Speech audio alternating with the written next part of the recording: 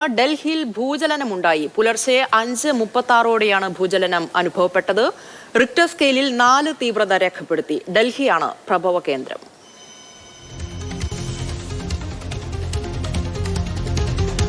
അർജുൻ പീതാംബരൻ ചേരുന്നുണ്ട് കൂടുതൽ വിവരങ്ങളുമായി. അർജുൻ, ഇത് ആശങ്കപ്പെടേണ്ട സാഹചര്യം ഉണ്ടോ? എന്തെങ്കിലും നാശനഷ്ടങ്ങൾ റിപ്പോർട്ട് ചെയ്തിട്ടുണ്ടോ? തുടർ പ്രകമ്പനങ്ങൾ ഉണ്ടായിട്ടുണ്ടോ അർജുൻ?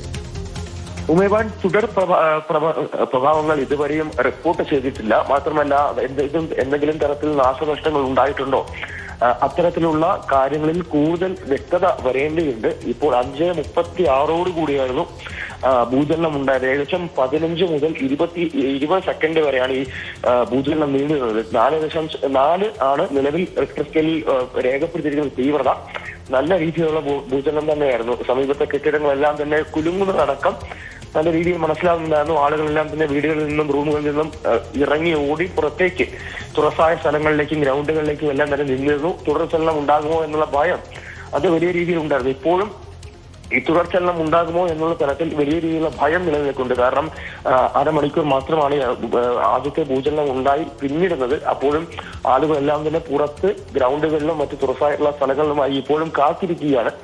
എന്നാലും നിലവിൽ റിപ്പോർട്ടുകൾ ഇത്തരത്തിൽ ഈ എന്തെങ്കിലും അപകടങ്ങളോ നാശനഷ്ടങ്ങളോ ഉണ്ടായിട്ടുള്ളതായി റിപ്പോർട്ടുകൾ ഇപ്പോൾ നിലവിൽ വന്നിട്ടില്ല. ഞാൻ പറഞ്ഞതോടെ രാവിലെ 5:36 കൂടിയാണ് ഈ ഭൂചലനം ഉണ്ടായത്. ഏകദേശം 15 മുതൽ 20 സെക്കൻഡ് വരെ നീണ്ടു നിന്നിരുന്നു. മാത്രമല്ല ഡൽഹിയാണ് പ്രഭവ കേന്ദ്രം. ഈ രാജ്യ തലസ്ഥാന മേഖലയിൽ ആകെ തന്നെ ഈ ഇത്തരത്തിൽ ഈ ഭൂചലനം അനുഭവപ്പെട്ടിരുന്നു. സാധാരണ രീതിയിൽ അഫ്ഗാനിസ്ഥാനിലോ നേപ്പാളിലോ ഒക്കെ ഭൂചലനം ഉണ്ടാകുമ്പോൾ അതിന്റെ പ്രഭവം മാത്രമാണ്, പ്രകമ്പനങ്ങൾ മാത്രമാണ് ഇവിടെ രാജ്യ തലസ്ഥാനത്തും മറ്റ് അനുബന്ധ ഭാഗങ്ങളിലും ഉണ്ടാകാറുള്ളത്. പക്ഷെ അതിന്റെ പ്രഭവ കേന്ദ്രം തന്നെ ഡൽഹി ആയിരിക്കുന്നു. ഏകദേശം 5 കിലോമീറ്ററാണ് ഇതിന്റെ ഡെപ്ത് നിലവിൽ കാണിക്കുന്നത്. 4 തീവ്രതയും രേഖപ്പെടുത്തിയിട്ടുണ്ട്. നല്ല രീതിയിൽ തന്നെ ഭൂചലനം ഉണ്ടായിട്ടുണ്ട്.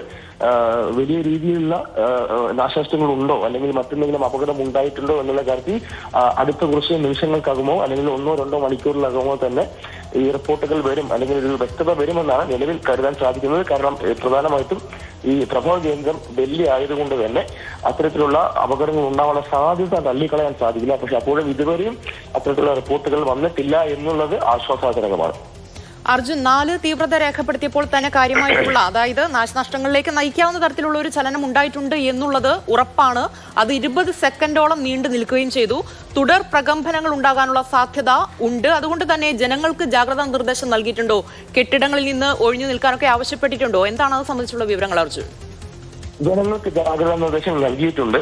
ആദ്യത്തെ ഈ 5:36 കൂടി ഈ ഭൂചലനം ഉണ്ടായപ്പോൾ തന്നെ ആളുകൾ വീട് വിട്ട് മുറികളിൽ നിന്നെല്ലാം തന്നെ വിട്ട് പുറത്തേക്ക് ഇറങ്ങി ഓടി. ഇപ്പോൾ ഏകദേശം എല്ലാവരും തന്നെ പുറത്ത് തുറസായ പ്രദേശങ്ങളിലും ഗ്രൗണ്ടുകളിലുമായി നിലയുറപ്പിച്ചിരിക്കുകയാണ്. ഈ തുടർചലനങ്ങൾ ഉണ്ടാകുമോ എന്നുള്ള ഭയമുള്ളതിനെ തുടർന്ന് തന്നെ. പക്ഷെ ഇത്രയും നേരമായിട്ട് ഏകദേശം 5:36 ഭൂചലനം ഉണ്ടാകുന്നു. അത് ഏകദേശം 15 സെക്കൻഡോളം നീണ്ടു നിൽക്കുന്നു. ആളുകളെല്ലാം പുറത്തേക്ക് ഇറങ്ങി ഓടി. പക്ഷെ പിന്നീട് ഭൂചലനങ്ങൾ ഉണ്ടായില്ല, തുടർചലനങ്ങൾ ഉണ്ടായിട്ടില്ല എന്നുള്ളത് തന്നെയാണ് നിലവിൽ ആശ്വാസജനകമായ കാര്യം. 4 എന്ന് പറയുന്നത് ചെറിയൊരു തീവ്രതയല്ല. മറ്റ് 2.5, 2.6 എന്നുള്ളത് സംബന്ധിച്ചെല്ലാം പറയുമ്പോൾ മറ്റിടങ്ങളിൽ ഉണ്ടാകുന്നു. ഈ നേപ്പാളിലായാലും അഫ്ഗാനിസ്ഥാനിലും എല്ലാം തന്നെ ഉണ്ടാകുന്നു. അതിന്റെ പ്രകമ്പനങ്ങൾ ഡൽഹിയിൽ ഉണ്ടാകുന്നു. അപ്പോഴെല്ലാം താരതമ്യേന ചെറുതായിരിക്കും ഡൽഹിയിലെ ഈ പ്രകമ്പനങ്ങൾ എന്ന് പറയുന്നത്. അത് 3-നോ അതിന് താഴെയാണ് ഉണ്ടാവുക. പക്ഷേ 4 രേഖപ്പെടുത്തിയിരിക്കുന്നു. അതിന്റെ പ്രഭവ കേന്ദ്രം ഡൽഹിയാണ്. അത്തരത്തിലുള്ള സംഭവങ്ങൾ വലിയ രീതിയിലുള്ള ആശങ്ക നിലവിൽ കൊണ്ടുവരുന്നുണ്ട്. പക്ഷെ അപ്പോഴും ഇതുവരെയും നാശനഷ്ടങ്ങൾ റിപ്പോർട്ട് ചെയ്തിട്ടില്ല.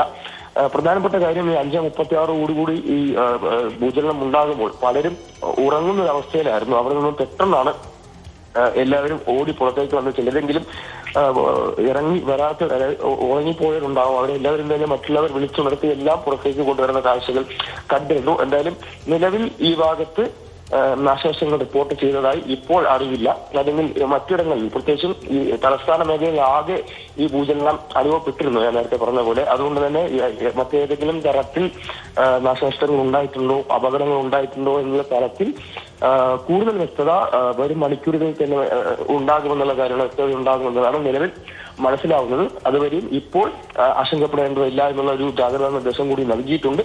ആളുകളോട് പുറത്തിറങ്ങി നിൽക്കാൻ പറഞ്ഞിട്ടുണ്ട്. കുറച്ചു നേരം കാത്തു നിൽക്കാൻ പറഞ്ഞിട്ടുണ്ട്. തുടർചലനം ഉണ്ടാകുമോ എന്നുള്ള കാര്യത്തിൽ ഭയമുള്ളത് കൊണ്ട്. പക്ഷേ ഇത്ര നേരം പിന്നിട്ടിട്ടും 1/2 മണിക്കൂർ പിന്നിട്ടിട്ടും മറ്റു തുടർചലനങ്ങൾ ഉണ്ടായിട്ടില്ല.